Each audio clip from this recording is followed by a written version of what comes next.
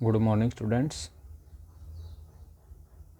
आज हम जो रिवाइज करवाएंगे वो अध्याय 4 सुप्रीम कोर्ट ऑफ इंडिया या सर्वोच्च न्यायालय, इससे जो लघु उत्तरात्मक प्रश्न हैं उनका हम रिवाइज कराएंगे।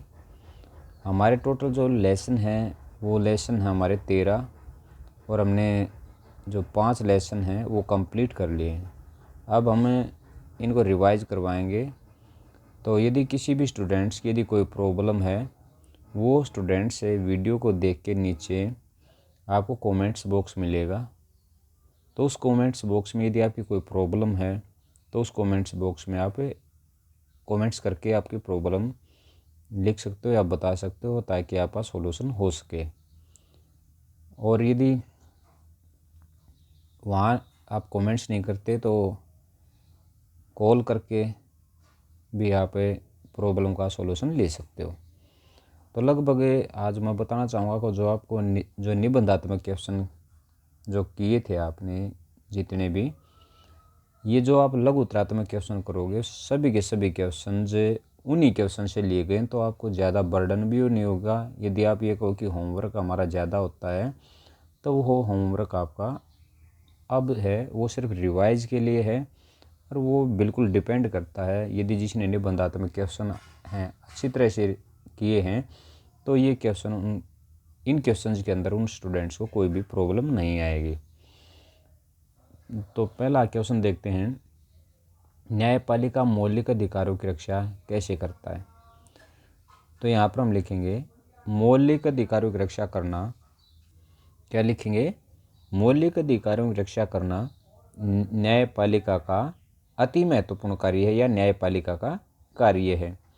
यदि कोई व्यक्ति या संस्था है यह समझे कि सरकार ने उसके या किसी और व्यक्ति के मौलिक अधिकारों का उल्लंघन किया है तो वह धारा 32 के अधीन या अनुसार सर्वोच्च न्यायालय में अथवा धारा 226 के अधीन उच्च न्यायालय में अपील कर सकता है। क्योंकि ये सर्वोच्च न्यायालय का प्राथमिक क्षेत्राधिकार भी है कि सीधे इन मामलों में सुनवाई कहाँ होती है? सर्वोच्च न्यायालय में। और धारा 226 के तहत कहाँ पर सुनवाई होती है? उच्च न्यायालय में। न्यायपालिका मौलिक अधिकारों की रक्षा के लिए कई प्रकार के लेख जैसे बंदी प्रत्यक्षीकरण, परमादेश इत्यादि जारी कर सकती है और किसी भी कार्य या कानून को अवैध घोषित कर सकती है। इसके बाद क्वेश्चन नंबर 2 है, सर्वोच्च न्यायालय के न्यायाधीशों की योग्यताएं बताइए। ये दोबारा करने की आवश्यकता नहीं है, ये पहले हमने क्वेश्चन कर लिया है। क्वेश्चन नंबर 3 है, सर्वोच्च न्यायालय तथा उच्च न्यायालय के न्यायाधीशों को पद से कैसे हटाया जा सकता है या पद से हटाने की जो प्रक्रिया वो क्या है। ये क्वेश्चन भी हमने किया है, आपको दिखा देना चाहता हूँ कहाँ पे आपने किया था। देखिए न्यायाधीशों की योग्यताएं यहाँ हैं और इसके बाद यहाँ क्या था, न्यायाधीशों को, ये क्वेश्चन रहा आपका, न्यायाधीशों को हटाया जाना, ये प्रक्रिया इसके अंदर ज्यों के त्यों आपको लिख देनी है। तो जिसने क्वेश्चन किया तो दोबारा उसको करने की आवश्यकता नहीं है। अब न्यायपालिका की स्वतंत्रता के 4 सहायक तत्वों का वर्णन कीजिए। या ये कह सकते हैं कि न्यायपालिका की स्वतंत्रता को बनाए रखने के लिए 4 प्रमुख तत्वों का वर्णन कीजिए। तो पहला है पद की अवधि। ये बता सकते हैं कि हम देखिए कि ये बड़े क्वेश्चन के अंदर इसके अंदर नहीं दिया गया था, लेकिन फिर भी क्वेश्चन आसान है। देखिए जो नियुक्ति की बात आती है, फॉर एग्जांपल यदि हम राजनीतिक का नियुक्ति में यदि संबंध व्यक्त करते हैं या संबंध बताते हैं तो जो उम्मीदवार है या वो क्या करता है, अपनी उस पार्टी के प्रति स्वामी भक्ति दिखाता है और हमेशा उसी पार्टी को फ़ायदा पहुंचाने का प्रयास करता है। लेकिन यहाँ पर ऐसा नहीं है, क्योंकि सर्वोच्च न्यायालय के जो न्यायाधीश होते हैं उनको वेतन या उनकी नियुक्ति वेतन संचित निधि से ज़्यादा आता है और नियुक्ति राष्ट्रपति के द्वारा की जाती है। और पद से हटाने की जो विधि है वो भी काफ़ी मुश्किल है। तो इनको पद से हटाना बहुत मुश्किल होता है और इनको वेतन भी बहुत ज़्यादा दिया जाता है ताकि ये भ्रष्ट न हो सकें। तो ये कारण है कि वो स्वतंत्र बने रहते हैं, बिना किसी दबाव के, बिना हस्तक्षेप के वो कार्य करते हैं। तो पद की अवधि है न्यायाधीशों को प्रलोभन तथा पक्षपात से दूर रखने के लिए न्यायाधीशों का कार्यकाल लंबा रखा गया है, या ये कह सकते हैं न्यायाधीशों का कार्यकाल लंबा है। भारत में सर्वोच्च न्यायालय के न्यायाधीश तथा उच्च न्यायालय के न्यायाधीश 65 वर्ष तक अपने पद पर बने रहते हैं। पद से हटाना है, न्यायाधीशों को मनमाने ढंग से हटाया नहीं जा सकता, पूरी छानबीन के पश्चात ही विशेष विधि द्वारा उन्हें हटाया जा सकता है। अच्छा वेतन, न्यायाधीशों को अच्छा वेतन मिलना चाहिए, यहाँ पर क्या लिखेंगे, न्यायाधीशों को अच्छा वेतन मिलता है जिससे वे अपने समक्ष दूसरे अधिकारियों की तरह आर्थिक स्तर स्थापित कर सकें। फिर है योग्यता के आधार पर नियुक्ति। न्यायाधीशों की नियुक्ति करते समय उनके ज्ञान, बुद्धि तथा योग्यता का ध्यान रखना चाहिए। और भी पॉइंट्स बहुत ज़्यादा हैं। नियुक्ति किसके द्वारा की जाती है, या उनके हटाने की जो विधि है वो क्या है, तो बहुत सारे और पॉइंट लिखे जा सकते हैं। ये 4 अंक का क्वेश्चन है, तो इसलिए हम यहाँ पर 4 ही पॉइंट लिखेंगे, तो पॉइंटों के अंदर ही इसको याद करेंगे। जो नेक्स्ट क्वेश्चन है, उच्च न्यायालय की रचना, ये भी पहले हो चुका है। रचना में नियुक्ति और वेतन सभी आ चुके हैं।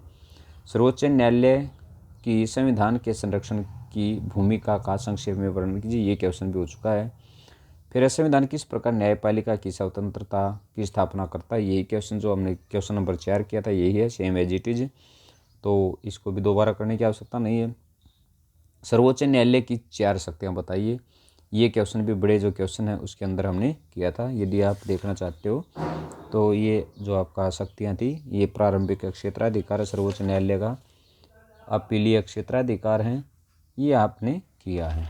इसके बाद है न्यायिक पुनर्निरीक्षण की उपयोगिता पर प्रकाश डालिए, ये वो क्वेश्चन है जो आपने, या न्यायिक पुनर्निरीक्षण की उपयोगिता या महत्व पर प्रकाश डालिए, तो ये क्वेश्चन आपने नहीं किया है, तो इस क्वेश्चन को हम आज करेंगे। तो क्या है न्याय उपयोगिता, सबसे पहले न्यायिक पुनर्निरीक्षण परिभाषा लिखेंगे हम, क्या है न्यायिक पुनर्निरीक्षण, इसके बारे में लिखेंगे। यानी जब सर्वोच्च न्यायालय अपना ही किसी डिसीजन के ऊपर दोबारा से निर्णय सुनाता है या उसके अंदर निरीक्षण करता है या बदलाव करता है, तो न्यायिक पुनर्निरीक्षण कहलाता है। तो पहले इसकी उपयोगिता या महत्व ये भी होता है कि क्या है महत्व उसका, कि बदलते हुए हालात के अनुसार या कंडीशंस के अनुसार क्या कर सकता है सर्वोच्च न्यायालय अपने किसी भी निर्णय में परिवर्तन कर सकता है। तो इसके हम पॉइंट्स अलग अलग देखेंगे। तो पहला पॉइंट हो गया परिस्थितियों के अनुसार विकसित करने में सहायता देता है। दूसरा पॉइंट है सर्वोच्च न्यायालय ने अपनी इस शक्ति का प्रयोग काफ़ी सीमित किया है, बहुत कम किया है, तथा उन्हीं कानूनों को रद्द किया है जो संविधान के विपरीत थे या हैं। इसके बाद जो हम लिखेंगे, यहाँ से पॉइंट नंबर 3 को यहाँ से लिखना शुरू करेंगे। कार्यपालिका और विधानपालिका की शक्ति को नियंत्रण में रखने के लिए न्यायिक पुनर्निरीक्षण की व्यवस्था बहुत अधिक उपयोगी मानी गई। और इसके अंदर जो लास्ट पॉइंट है वो यहाँ से लिखेंगे हम, किसी भी देश में उस देश का संविधान सर्वोच्च कानून होता है, अतः उसके संरक्षण के लिए न्यायिक पुनर्निरीक्षण की शक्ति आवश्यक होती है। तो ये यहाँ तक इसके पॉइंट नंबर 4 को लिख देंगे। तो ये आपके क्वेश्चन थे, 9 क्वेश्चन थे। इसके अंदर सिर्फ आपके लिए सिर्फ कितने क्वेश्चन है, एक क्वेश्चन नंबर 9 और क्वेश्चन नंबर 4, यही क्वेश्चन है जो आपको लर्न करने। बाकी जो क्वेश्चंस हैं वो पहले हो चुके हैं, तो वो आपको करने की आवश्यकता नहीं है। धन्यवाद, आपका दिन मंगलमय हो।